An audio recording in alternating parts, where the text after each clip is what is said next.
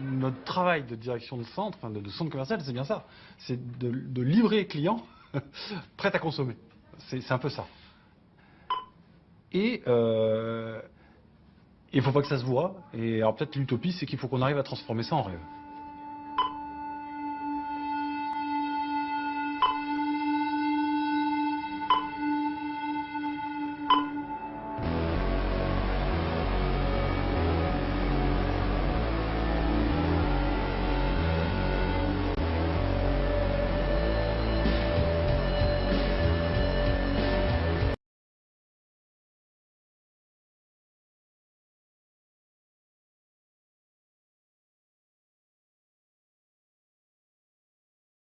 Bonjour Monsieur Boussicot, bonjour Alphonse, qu'est-ce que vous faites là? Et pourquoi vous voulez ménager l'œil? Au contraire, il faut l'aveugler Alphonse, il faut l'aveugler. Regardez, il faut mettre du rouge, voilà, il faut mettre du jaune. Boussicot comprenait l'importance de l'étalage mieux que quiconque à son époque. Il savait utiliser les couleurs, les matières, jouer sur la profusion de marchandises pour créer une atmosphère qui susciterait le désir d'acheter.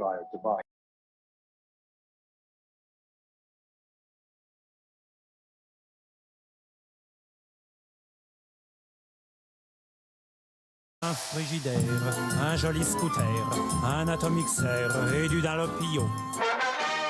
Cette petite musique, cette camionnette jaune et bleue, le contrat de confiance, cela vous évoque-t-il quelque chose? Du magasin de textile de Montreuil au leader actuel du marché de l'électroménager, découvrez cette extraordinaire épopée Darty dont la clé de voûte est basée sous le signe de l'innovation. L'aventure Darty, un film d'Alexandre Arcadi et Paul Amar, ce lundi à 23 h dans La France en vrai sur France 3 Paris.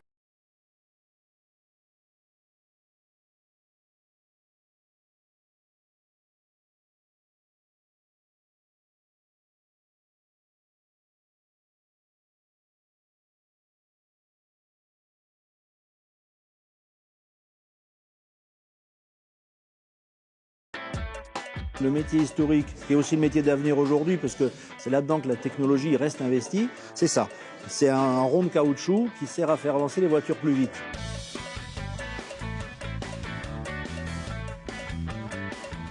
Au galop, avec les frères Michelin, c'était des génies en fait. Et cette collaboration a fait éclore quelque chose d'unique. Ce qui est très fort chez Michelin, c'est qu'ils ont participé à la création d'un monde.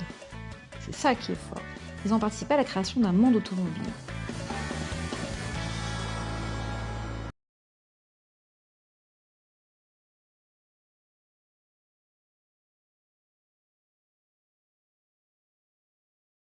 Font plus recette. Aujourd'hui, ce qui est grand ne fait plus rêver. En plus, ils vendent tous la même chose, si vous voulez. La guerre des prix fait des ravages. Et sont-ils capables de survivre? Et de nouveaux venus raflent la mise. Le concurrent, c'est le géant du numérique. À quoi ressembleront demain les temples de la consommation? Une grande enquête dans Théma, mardi à 20h50 sur Arte.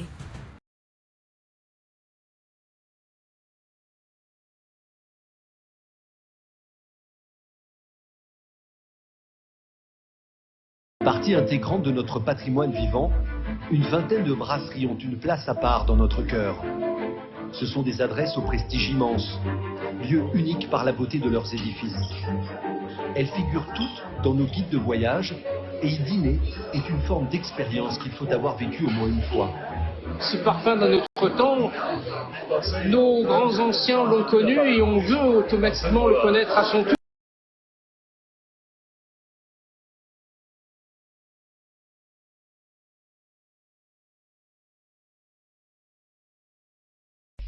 Ces sociétés agissent dans l'ombre pour préserver leur business model.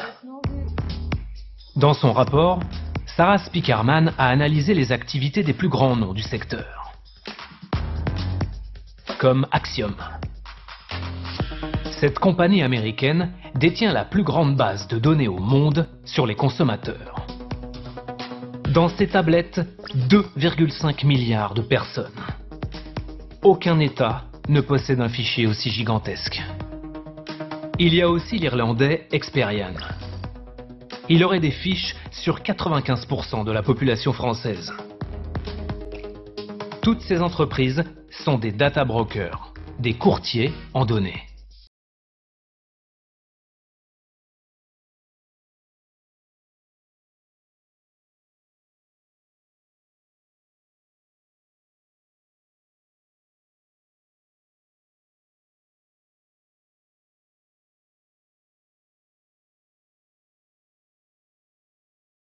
Madame. La France ignore totalement leur méthode de fabrication. Le face-à-main que vous regardez est vénitien. Ces savoir-faire, le roi Soleil et Colbert, son ministre des Finances, décident de les obtenir. Le secret de fabrication demeure tout entier. Espionnage industriel, assassinat, aventure rocambolesque. Pendant 130 ans, les envoyés royaux vont parcourir le monde. L'industrie française du luxe va bientôt voir le jour.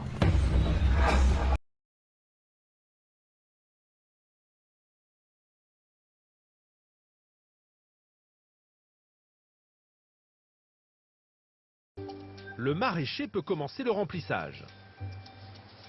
Tac, tac, tac. Et tester sa nouvelle acquisition. Du beurre et des œufs. Ça s'est ajouté à mon panier. Je valide et je paie. On règle. Les casiers s'ouvrent. Et donc là, on peut se servir.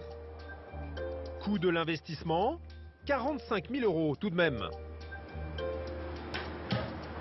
Mais il espère booster ses ventes et doubler son chiffre d'affaires.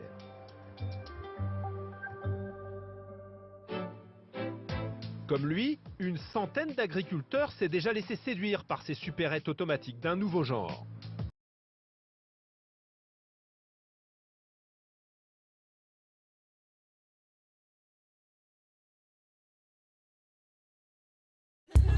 Ils s'appellent Alice et Christian, Nafissatou, Julie et Armel, ou Agatha et Stéphanie. Et comme près d'1 Français sur 2, ils rêvent de devenir leur propre patron. Oh, attention, je vais faire un saut! Ils ont décidé de se lancer et d'ouvrir un commerce. Un grand saut dans l'inconnu. C'est de la folie! Ils repartent de zéro et investissent toutes leurs économies. Mais vont-ils réussir leur pari ?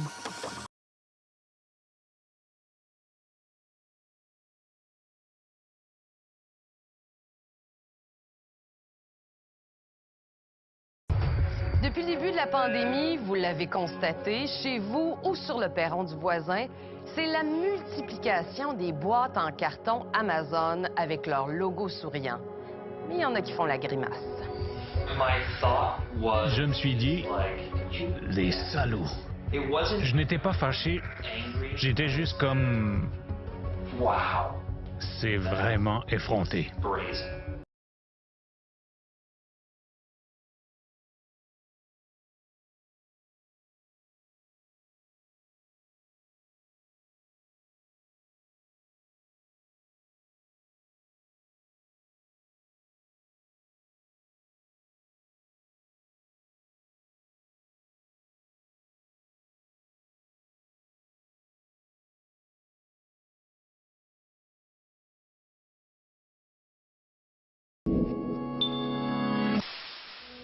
Il y a des centaines de kilos qui sont jetés tous les jours dans chaque supermarché. En France, pour moins jeter, je préfère donner à manger aux gens que de donner à manger aux poubelles, quoi. On ne gaspille pas son énergie. Cette assiette, elle est entièrement anti-gaspillage. Chaque jour, on sauve 300 000 paniers de la poubelle. Aujourd'hui, c'est 264 000 produits qui ont été sauvés. Nous, ce qu'on essaie de faire, c'est changer les habitudes des consommateurs et revenir à du bon sens. Gaspillage alimentaire, n'en jetez plus. Mardi à 21h05 sur France 5 et sur la plateforme France.tv.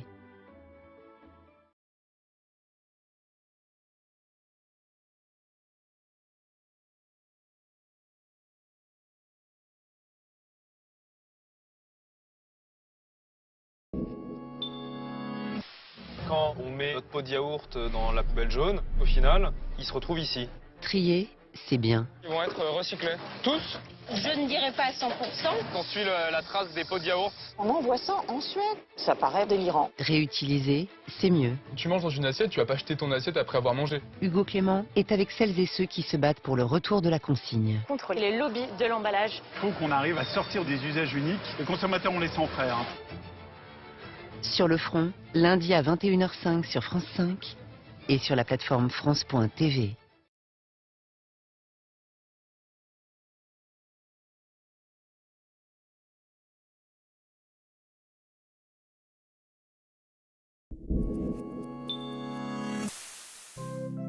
Ce secteur-là marche bien. Les huiles essentielles marchent bien aussi. Les voies du commerce sont impénétrables. L'image du moine fait vendre.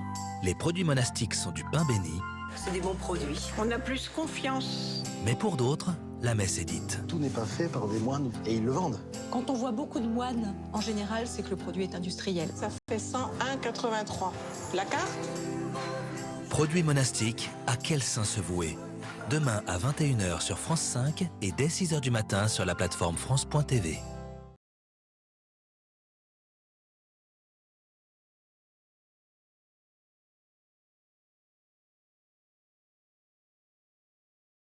Nous sommes entrés dans l'ère des Vinted victimes.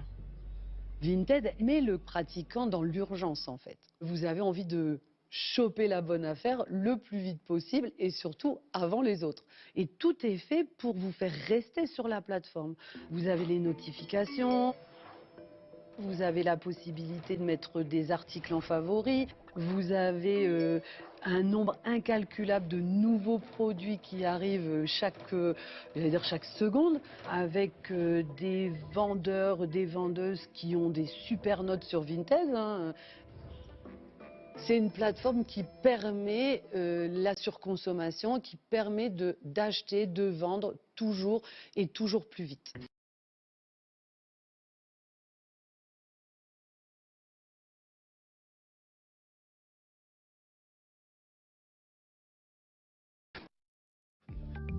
Une situation mauvaise, sauf dans le secteur du luxe qui, lui, ne connaît pas la crise. Cet e-bike que nous avons filmé au centre Porsche de Genève vaut 10 000 francs. Ce modèle Bugatti, lui, était proposé à 38 000 francs au Salon de l'Auto de Genève en 2017. Il n'a finalement jamais été commercialisé. Enfin, ce Colnago, décoré à la feuille d'or avec diamants incrustés, a été adjugé 120 650 francs en mai dernier chez Sotheby's. Au-delà de ces exemples qui frisent l'absurde, il existe un véritable marché de niche pour le très haut de gamme. On parle de séries limitées, de modèles personnalisés, la haute couture du deux roues en quelque sorte. Venez, je vais vous montrer.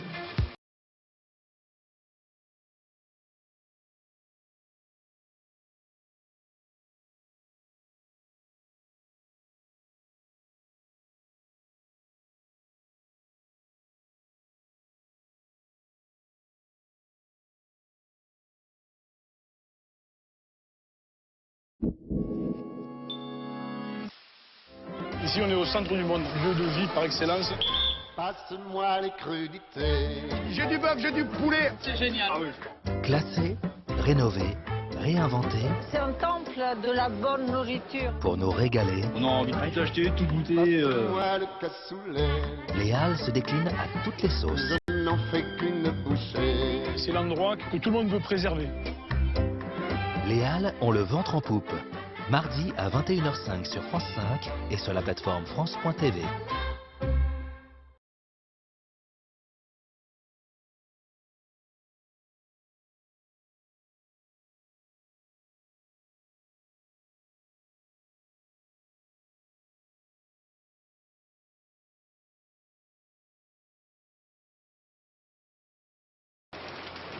Il y a des jours comme ça où la météo n'aide pas. Aujourd'hui, Alexis Toupet met la clé sous la porte de sa petite entreprise. La fin d'une belle histoire. 11 belles années. Maintenant, c'est la fin. Il faut vider tout l'entrepôt, retirer toutes les machines qui fabriquaient des tampons de loisirs créatifs. Ce jour-là, il licencie 7 salariés à temps plein.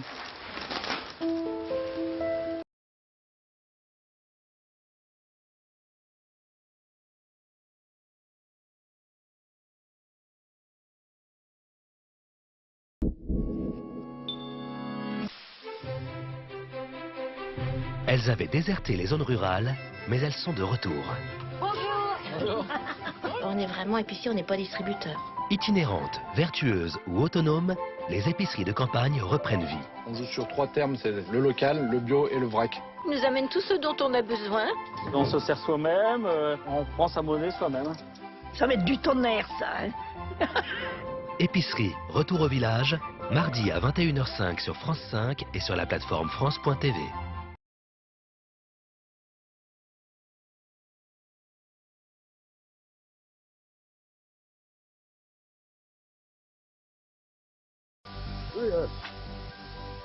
Une partie de l'agriculture biologique est même accusée d'avoir cédé aux sirènes des géants de l'agrochimie.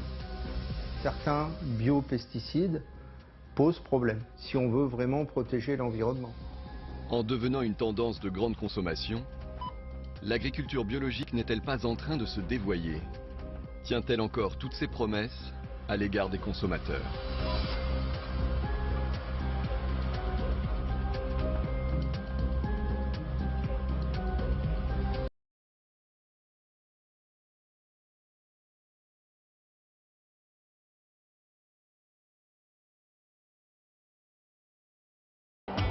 Vous saviez, vous, qu'il existe une basket qui se recycle intégralement?